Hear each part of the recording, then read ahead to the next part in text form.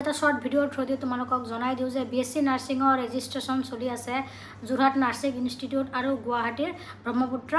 nursing institute যি দুটাৰ মই যোৱাকালি এটা লিষ্ট দিছিলোঁ আইএনচি এএনচিৰ লগতে শ্ৰীমন্তৰ এফিলিয়েটেড হয় তাৰ লগতে এইকেইটা কলেজ হয় কলেজত শ্ৰীমন্তৰ এফিলিয়েটেড লাগে কাৰণ শ্ৰীমন্ত শংকৰদেৱ ইউনিভাৰ্চিটি হয় ইউনিভাৰ্চিটিৰ আণ্ডাৰত এফিলিয়েট থকা সেইকেইটা নাৰ্ছিং কলেজ হয় আৰু যিখিনি লিষ্ট দিছিলোঁ তাৰ ভিতৰত কিছুমানে জিএনএমৰ কথা সুধি আছে জিএনএমৰ ডিপ্ল'মা কোৰ্চ হয় জিএনএম আৰু এএনএম তাৰ কাৰণে ইনষ্টিটিউটত